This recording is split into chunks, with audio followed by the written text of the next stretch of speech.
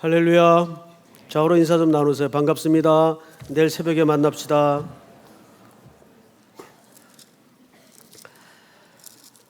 이제 한 주 남았죠? 완주하시기 바랍니다. 오늘 주제는 참 불편하고도 어려운 용서라는 주제입니다. 저도 설교자로서 이 주제를 설교하기가 무척 곤혹스러울 정도로 쉽지 않은 주제죠. 용서. 어디까지 용서이면 무엇이 용서이고 사람마다 기준이 다 틀릴 텐데 우리는 오늘 이 용서의 문제를 어떻게 풀어갈 것인가, 주기도문의 가르침을 따라서 한번 짧은 시간이지만 이 용서의 주제에 비껴갈 인생은 아무도 없죠. 일용할 양식의 주제만큼 우리 생존에 가장 공감할 수 있는 주제이기도 합니다. 용서를 주제로 만들어진 책도 있고 영화도 있어요. 영화로는 용서라는 영화가 있습니다. 이것은 다큐멘터리 형식으로 그 팔레스타인 인근의 종교 분쟁을 다룬 그리고 그 종교 간의 화해를 다룬 용서라는 주제의 영화가 있어요. 김종철 감독이 만든 영화인데 이건 오늘 주제와는 조금 거리가 있는 영화고, 그 두 번째 영화가 파수꾼이라는 영화가 있습니다. 난 용서가 주제인 줄 알고 그 영화를 봤는데 조금은 다른 주제더라고요. 누가 잘못 가르쳐 줬어요. 이게 전혀 용서에 관한 주제는 아니고 그 인간의 자존감이 병들었을 때 어떤 해악이 있는가, 한 공동체, 그 고등학교에서 벌어지는 일인데 초점이 조금 빗나갔어요. 그리고 이제 유명한 영화가 밀양이라는 영화죠. 아시는 대로 김도연 씨가 전도연 씨죠, 전도연 씨. 전도연 씨가 남편을 잃고 어린 아들을 데리고 남편 고향을 내려가죠. 그 남편은 사실 좀 가정적으로 성실하지 못했던 남편이에요. 그런데 어떤 고집을 가지고 내려갔다가 더 큰 비극을 당하는 영화입니다. 그건 종교 영화는 아니에요, 사실. 그리고 이제 또 하나 제가 참 인상에 남는 영화가 오늘이라는 영화입니다. 저하고 이제 성이 같은 송혜교 씨가 주인공으로 등장하는 영화인데 어제 목양실에 앉아서 그 두 편의 영화를 봤어요. 파수꾼이라는 영화하고 오늘이라는 영화를 봤는데 여러분들에게 꼭 그 추천해주고 싶은 영화가 오늘이라는 영화입니다. 이런 영화는 잘 흥행이 안 돼요. 꽤 벌써 제작된 지가 오래됐는데도 사람들이 많이 모르더라고요. 근데 이 영화는 어떤 가치가 있는가 하면 우리가 일반적으로 그저 대책 없는 자비를 근거로 용서하라는 이 말이 얼마나 위험한가, 가해자도 피해자도 얼마나 병들게 하는 것인가를 아주 섬세하게 잘 다뤘어요. 그래서 여러분들이 이 영화는 이미 종영이 됐지만 이렇게 볼 수 있으면 얼마든지 구해서 볼 수가 있을 겁니다. 이 영화는 제가 한번 추천해보고 싶은 영화입니다. 자, 오늘 이제 본문이 이렇게 돼 있어요. 너희가 사람의 잘못을 용서하면 너희 하늘 아버지께서도 너희 잘못을 용서하시려니와, 이렇게 돼 있어요. 여러분, 이게 조건절로 돼 있는데 또 우리 주기도문에도 보면 이렇게 돼 있어요. 우리가 우리에게 죄 지은 자를 사해 준 것 같이 우리 죄를 사하여 주옵시고, 이렇게 돼 있단 말이에요. 그러면 용서라는 주제가 조건절입니까? 과연 그래서 가능할까요? 우선 문법적인 오해가 있습니다. 이 말은 조건절처럼 보이지만 용서가 조건이라는 말은 아니에요. 문법적인 설명을 다 걷어내고 시간이 짧으니까 직역을 하면 이렇게 됩니다. 하나님께로부터 죄를 용서받은 것처럼 우리도 그렇게 살겠습니다. 말하자면 요청이면서 선언문이에요. 다시요. 따라서 해보십시다. 하나님께로부터 죄를 용서받은 것처럼 우리도 그렇게 살겠습니다. 정확히 이 의미입니다. 그러니까 이 말은 우리에게 죄 지은 자를 용서해야 하나님이 우리를 용서한다는 말이 아니죠. 전혀 다른 얘기입니다. 자, 그러면 우선 여기에 오늘 성경에는 너희가 사람의 잘못이라고 되어 있는데 우리 주기도문에는 우리가 우리에게 죄 지은 자 이렇게 되어 있죠. 죄 지은 자. 잘못이나 죄나 그 해석은 이렇습니다. 부채란 뜻입니다. 빚, 이렇게 션샤인 이런 빚이 아니고 그 부채를 얘기합니다. 근데 이게 복수로 돼 있어요. 왜 복수로 돼 있을까? 이 죄는 말하자면 아담이 에덴 동산에서 하나님께로부터 저질렀던 원죄를 말하는 게 아니고 또 이 기도는 믿는 자들에게 가르친 기도이기 까닭에 사실은 구원받은 이후에 연약함 때문에 벌어지는 수많은 상함들, 인간관계의 병 등 내용들을 얘기하는 거예요. 자, 우리 아주 좋은 신뢰가 하나 있는데 요한복음 13장을 한번 띄워주세요. 예수님하고 베드로 대화가 나와요. 이 자리는 아시는 대로 마지막 만찬을 제자들과 나누신 이후에 예수님이 수건을 허리에 동이고 제자들이 이제 발을 갑자기 씻겨 나가십니다. 그러다가 베드로 순서가 왔어요. 베드로는 아시는 대로 캐릭터가 업다운이 심한 인물이죠. 그러니까 베드로가 예수께서 대답하여 이르시되 내가 하는 것을 네가 지금은 알지 못하나 이후에는 알리라. 다음 절 시작. 베드로가 이르되 내 발을 절대로 씻지 못하시리이다.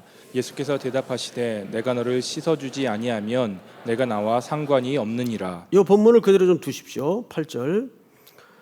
베드로 순서에 왔을 때 베드로가 한 얘기입니다. 아니 선생님 이게 거꾸로 됐지 않습니까? 저희들이 선생님 발을 씻겨야죠. 선생님이 어떻게 아랫사람들 발을 씻깁니까? 그리고 말렸어요. 이거 뭐 상식적인 행동이겠죠. 그런데 내가 너를 씻어주지 아니하면 네가 나와 상관이 없다. 더 뜬금없는 얘기를 하세요. 그리고 나서 이제 9절입니다. 시몬 베드로가 이르되 주여 내 발뿐 아니라 손과 머리도 씻어 주옵소서. 그러니까 베드로가 참 난리가 심한 사람이에요. 금방 뭐라 그러냐면 그래요? 그러면 상관없다 그러니까 아예 모욕을 시켜주십시오 그래요. 그러자 유비적 설명으로 예수님이 꺼내놓은 대답이 10절 말씀이에요. 다 같이 읽습니다. 시작. 예수께서 이르시되 이미 목욕한 자는 발밖에 씻을 필요가 없느니라. 온몸이 깨끗하니라. 너희가 깨끗하다 하느니라 하시니.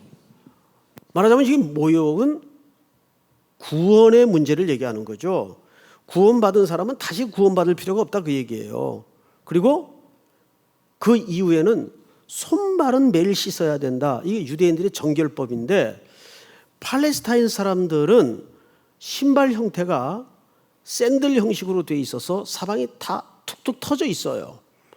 그래서 외출을 하거나 일상을 살다 보면 제일 먼저 더러워지는 부분이 발입니다. 그리고 이제 그대로 집으로 들어오거나 남의 집에 들어가면 집 입구마다 웬만한 집은 다 항아리에 물을 담아놓고 그 물로 제일 먼저 발을 씻어요. 그리고 나서 마지막에 손을 씻게 되죠. 자, 이 이야기는 목욕과 손발 씻는 문제를 구분해서 주님이 해석하신 내용이에요. 구원받은 사람은 다시 구원받을 필요가 없고 매일 연약함 때문에 벌어지는 그 죄에 대해서는 씻어야 된다는 얘기예요. 그래서 여기 주기도문의 죄는 복수 형태로 되어 있습니다. 복수 형태로. 자, 그러면 한 걸음 조금 더 나아가서 요한일서 1장 9절을 한번 띄워주시겠어요? 요한일서 1장 9절 다 같이 읽습니다. 시작. 만일 우리가 우리 죄를 자백하면 그는 미쁘시고 의로우사 우리 죄를 사하여 주시고 우리를 모든 불의에서 깨끗하게 하실 것이요. 그 이 본문은 우리 구원에 관한 문제입니까? 우리가 일상에서 매일 벌어지는 실수에 관한 내용입니까? 후자죠. 그렇게 우리는 매일 우리의 죄를 용서함을 구할 책임이 있단 말이에요. 자, 그런데 어느 시대인가는 이런 적도 있었어요. 목사님들이 예배를 인도하다가 교인들에게 이런 부탁을 합니다. 주기도문을 다 합시다 해놓고는 여러분들 가운데 아직 이 문제에 대해서 거리낌이 있는 분들은 이 부분을 생략하고 지나가도 좋습니다라는 고지를 합니다. 그러면 주기도문을 하다가 아직 용서의 문제에 대해서 뭔가 걸리는 부분이 있는 사람들은 그 부분을 침묵하고 지나가요. 그 정도로 이 대목은 불편하고 어려운 대목입니다. 자, 그러면 이제 오늘 그 진짜 의미에 대해서 조금 더 들어가 보도록 하죠. 마태복음 18장에 그 신뢰가 잘 나와 있어요. 찾으세요. 마태복음 18장 1절을 보십시오.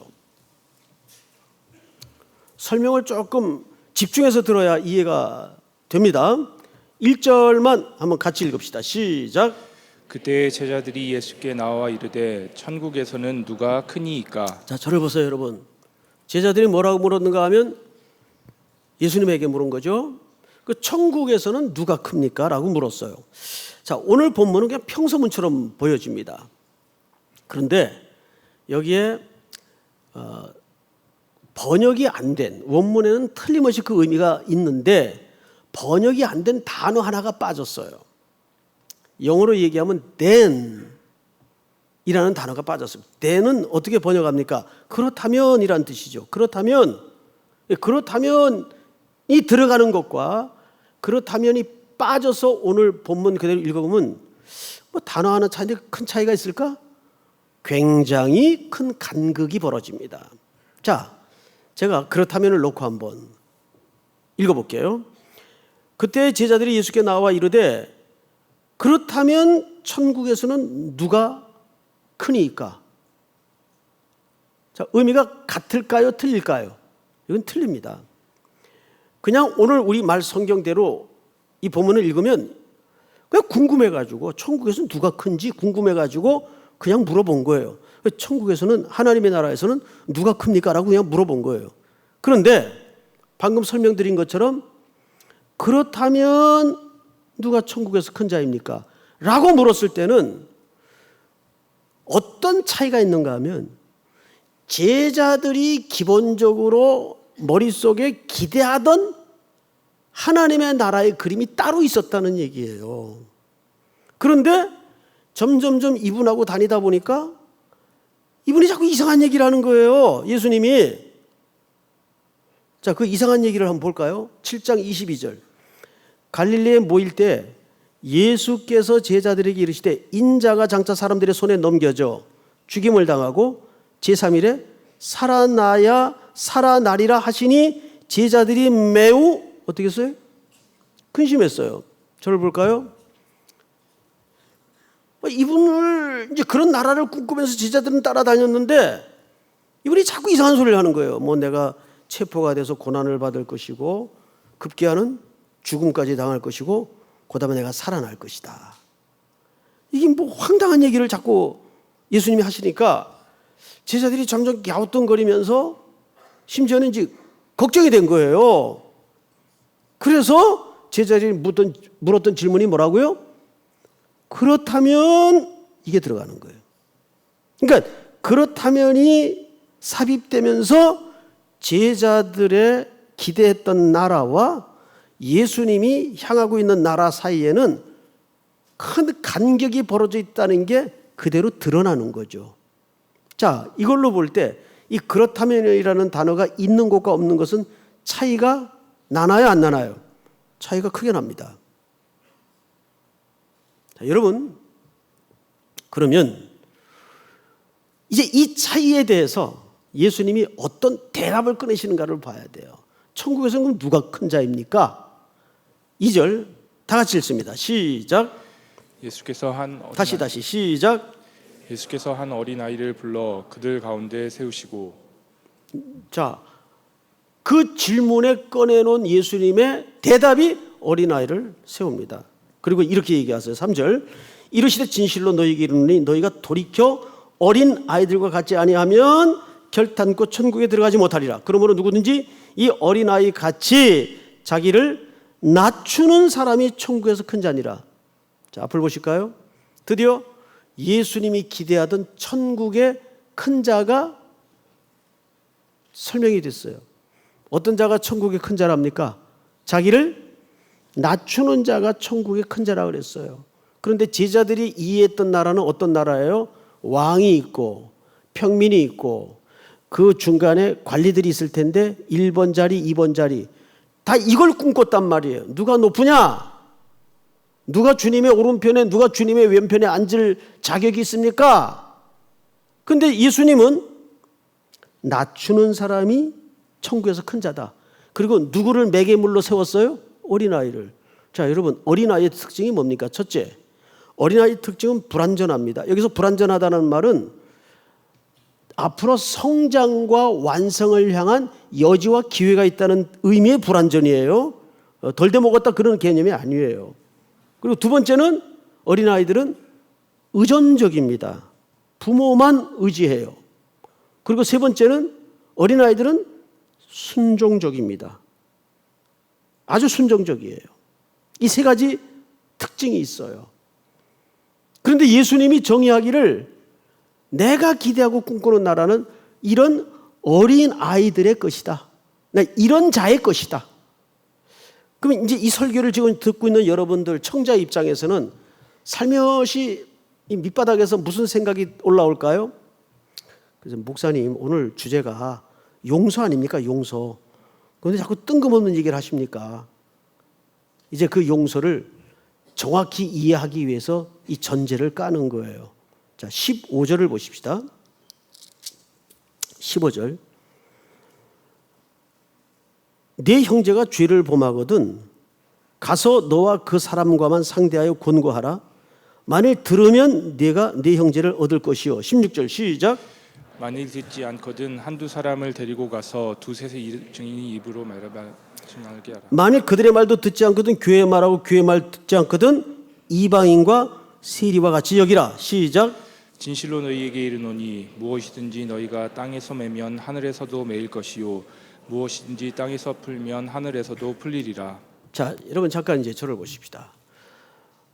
이 주기도문은 안 믿는 불신자에게 가르친 내용이 아니고 제자 공동체에게 1차적으로 가르쳤어요. 그러면 제자 공동체는 오늘날 뭐죠? 교회 구성원들이에요. 믿는 자들이 대상이란 말이에요.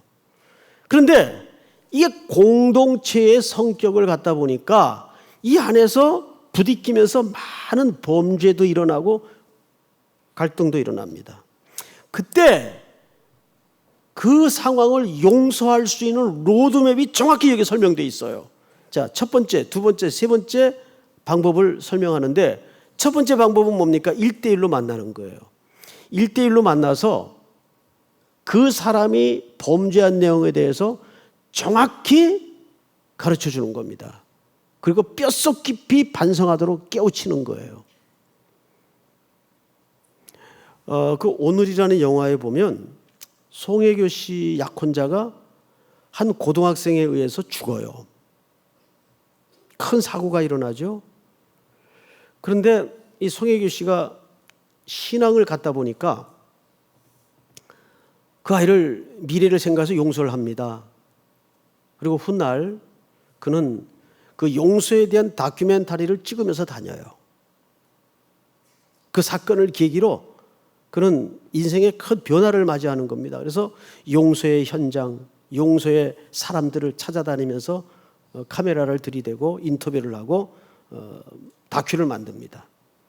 그러다가 어느 날 끔찍한 이야기를 듣게 돼요.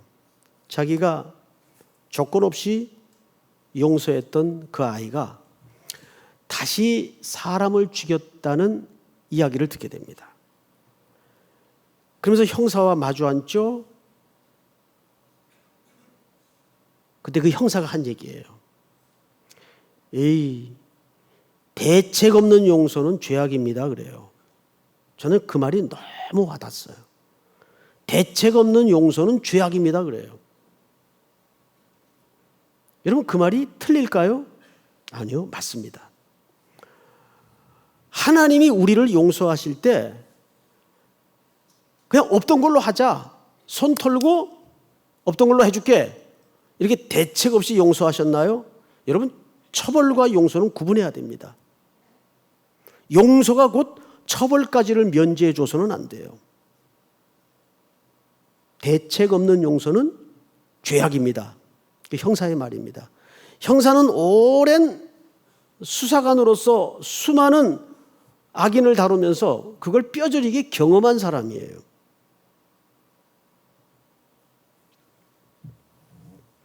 그러면서 이 송혜교 씨가 완전히 달라집니다. 눈빛도 삶의 방향도 달라져요. 내가 뭔가 큰 실수를 했구나. 그 아이를 다시 범죄의 구렁텅이에 밀어넣는 것은 나의 대책 없었던 자비였구나. 흐물흐물한 자비였구나. 이걸 알게 됩니다. 기독교가 자비가 기초입니다. 그런데 그 자비는 대안이 없었고 대책이 없었던 자비가 아니었어요. 여러분, 예수 그리스도께서 그래서 이 땅에 오신 거예요. 우리 죄값을 없이 하기 위해서 그 대책으로 십자가의 자기를 속죄물로 드리신 겁니다. 다시 언급하지만 우리의 용서와 구원은 값을 지불하신 거지 공짜가 아니에요. 누가 구원을 공짜라 그래요? 그런 말 하지 마세요. 구원은 절대 공짜가 아닙니다. 자, 이때 베드로가 메시지를 하나 드러내 줍니다. 21절을 보세요. 그때 베드로가 나와 이르되 주여 형제가 내게 죄를 범하면 몇 번이나 용서하여 주리이까 7번까지 하오리까? 저를 보실까요? 이 말 어떻게 생각하세요?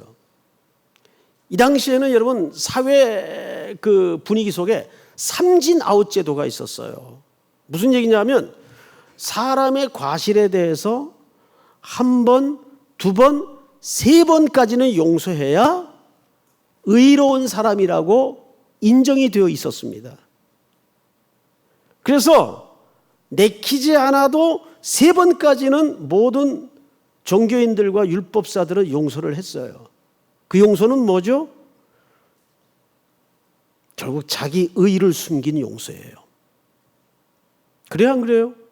여러분, 우리 용서에도 자기 의가 기초된 용서가 많아요. 그 오늘이라는 영화에 이런 대사가 나와요. 용서란 증오와 미움을 제거하는 것이 아니다. 그냥 가장자리로 밀어내는 것이다. 참 공감을 했습니다. 여러분, 예수님이 꺼내놓은 이 질문에 대한 대답이 뭐냐면 예수께서 이르시되 네게 이르노니 7번뿐만 아니라 7번을 70번까지라도 할지니라. 이거 어떻게 생각하세요? 가당한 얘기입니까? 이거 할 수 있다고 보세요? 이건 우리 보고 하란 얘기가 아닙니다. 할 수 없다는 얘기를 이렇게 하는 거예요. 이거 할 수 있어요? 어중간하게 살다 보니까 용서 안 되는 일이 있더라고요. 또 용서할 수 없는 경우들이 생기더라고요. 여러분은 어떻게 생각하세요? 예수 믿고 나니까 다 용서가 그냥 돼요? 천만의 말씀. 비근한 예로 최근에 그 외줄 밧줄에 매달려서 7명의 가족을 생계를 책임지면서 페인트 칠을 하던 그 착한 서민을 시끄럽다는 이유로 옥상에 올라가 가지고 커터로 밧줄을 잘라버렸어요. 난 그 용서가 안 돼요.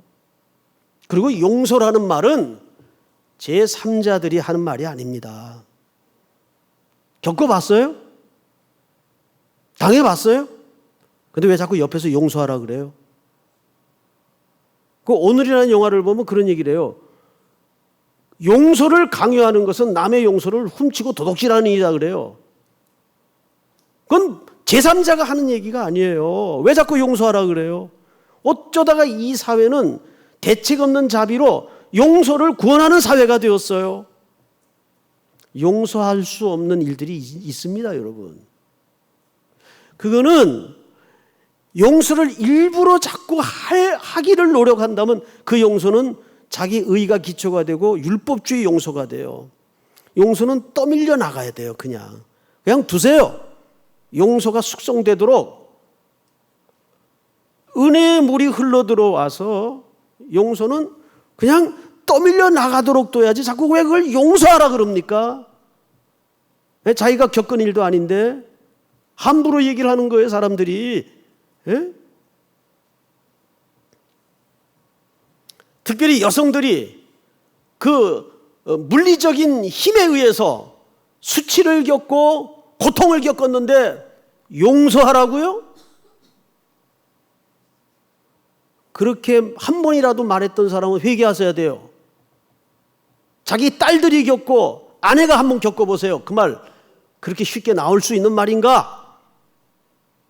그건 쉽게 할 수 있는 얘기, 제3자가 할 수 있는 얘기는 아니에요. 그렇잖아요, 여러분.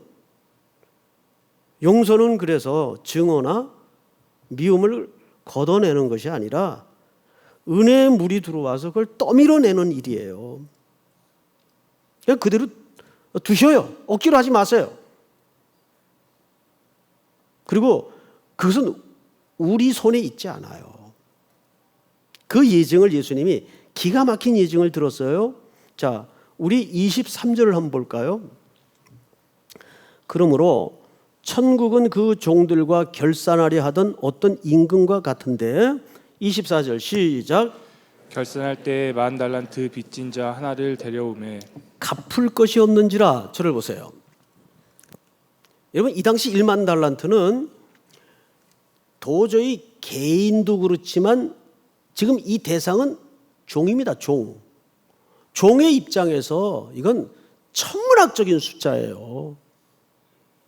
국가 예산의 한 파트 같은 정도의 액수입니다. 이건 갚을 수가 없어요. 그래서 오늘 성경도 뭐라고 표현을 했죠? 정확히 갚을 것이 없는지라.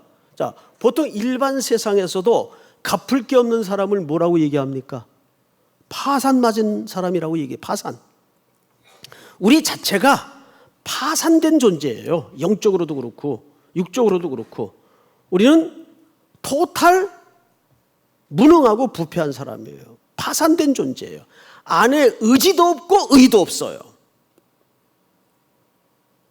자, 그런데 25절을 볼까요? 갚을 것이 없는지라 주인이 명하여 그 몸과 아내와 자식들과 모든 소유를 다 팔아 갚게 하라 하니. 자, 여기 세 종류의 인생이 등장을 하죠. 자기 몸, 아내, 자식, 모든 소유 다 팔아서 갚게 하라. 그래도 못 갚아요. 임금이 이거 몰랐을까요? 너는 갚을 수 없는 존재라는 걸 확인시켜 주는 겁니다. 아내, 자식, 이것만 해도 자기 존재의 기반 아니에요. 자기 존재의 확대고. 근데 그걸 다 팔아도 안 돼요. 자, 그런데 그 다음에 기가 막힌 얘기가 있습니다. 26절 여러분들 시작. 그 종이 엎드려 절하며 이르되 내게 참으소서 다 갚으리이다 하거늘. 자, 여기에 우리의 실체가 드러납니다. 이 종은 두 가지를 몰랐어요. 첫째, 자기가 갚을 수 있어요, 없어요? 갚을 수 없어요. 갚을 수 없는 실상을 자기가 아직 몰라요. 어떻게 갚아요? 종이 10,000달란트라는 천문학적인 돈을 무슨 수로 갚습니까? 못 갚아요.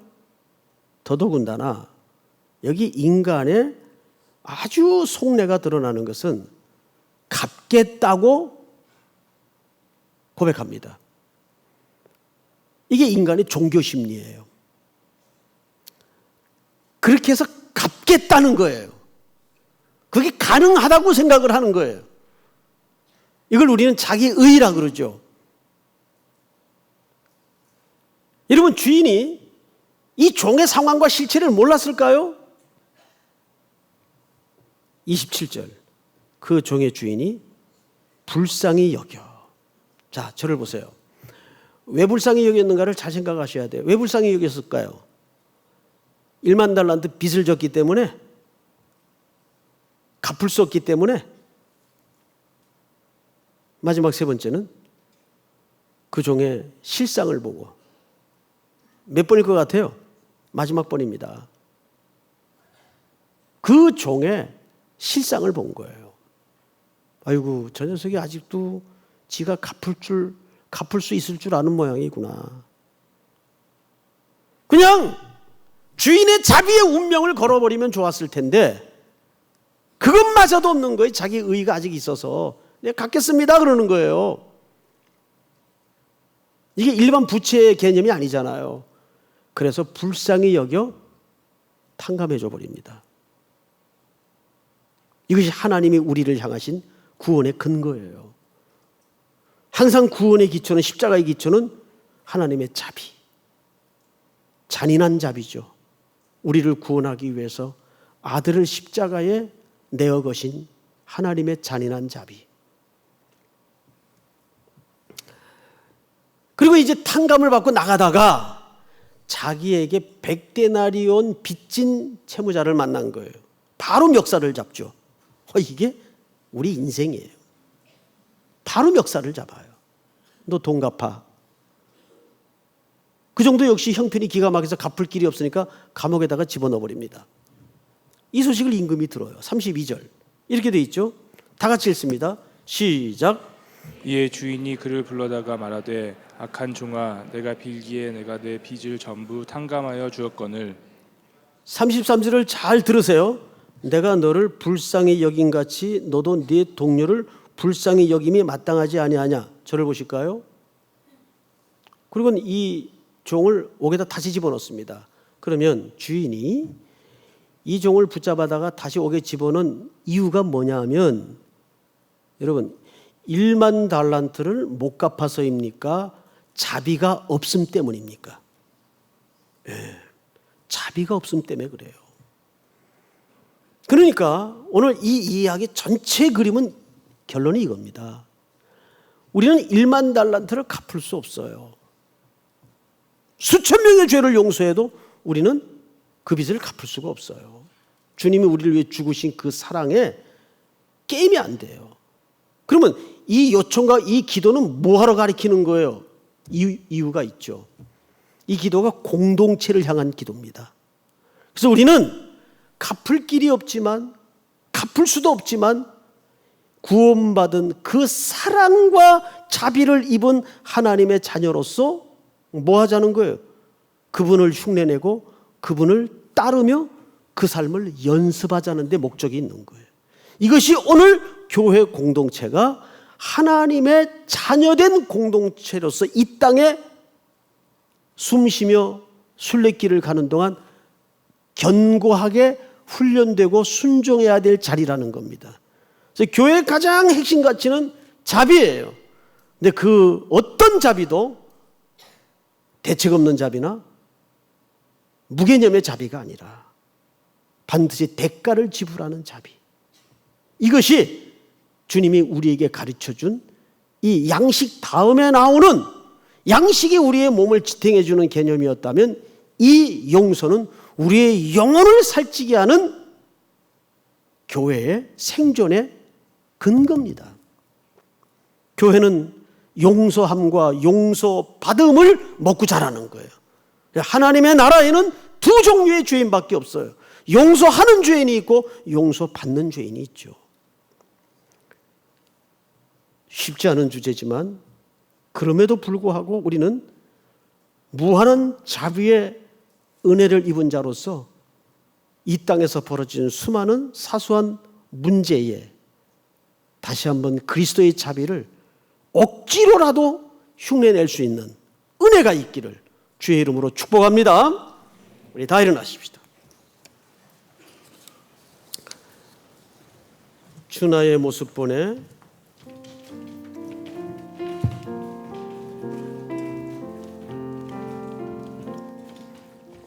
주 나의 모습 보내 상한 나의 마음 보시네 사랑한 나의 맘 보시네.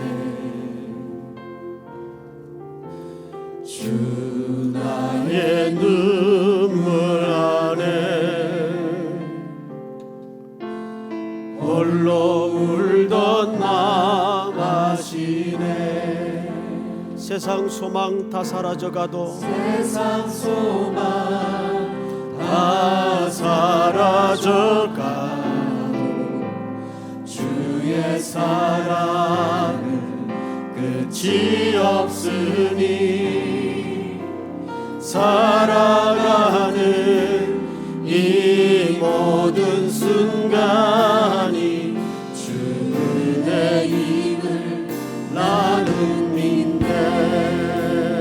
세상 소망 세상 소망 다 사라져가도 주의 사랑은 끝이 없으니 살아가는 모든 순간 살아가는 이 모든 순간이 주 은혜임을 나는 믿네. 우리 한번 서신 채로 눈을 감고 고요히 머리 숙여 함께 나눌 기도의 제목에 귀를 기울여 주십시오. 용서 억지로 하지 마세요. 미움과 증오도 억지로 걷어내려 하지 마십시오. 은혜의 물이 들어올 때까지 잠잠히 기다리십시오. 성령께서 이끄시고 그 항해를 붙드셔야 용서도 관용도 가능한 겁니다. 어떻게 그걸 자꾸 강요합니까? 명령할 수 있습니까? 특별히 제3자는 매우 이 문제에 대해서 남의 용서를, 남의 위로를 도둑질하는 행위를 해서는 안 됩니다. 충분히 사귀시고 충분히 숙성시키시고, 그러나 주님이 나를 위해서 십자가에 탕감하신 그 모든 부채를 생각할 때 우리는 흉내라도 내야 됩니다. 주님, 그 목적지까지를 우리로 가게 하시는 이유를 압니다. 그러나 더디더라도 주님 기다려 주십시오. 힘들더라도 주님 기다려 주십시오. 그겁니다. 그리고 이제 한 주 특세가 남았죠. 새벽마다 열어지는 주의 말씀을 통해서 우리는 또 특세가 맞춰지면 하나님과 불목한 어둠의 땅을 향해서 화해의 메신저로 마땅히 나가야 됩니다. 선교는 선택 과목이 아닙니다. 내가 그리스도의 사랑에 메인받은 하나님의 백성이며 마땅히 순종해야 될 내 삶의 엄숙한 과제입니다. 그 땅을 향한 제물의 걸음을 걷겠습니다. 우리 시간 다 같이 한번 주여 부른 다음에 소리내어 통성으로 기도합니다. 주여! 하나님 은혜를 진심으로 감사합니다. 오늘 너희들의 귀한 말씀, 하나님의 거룩한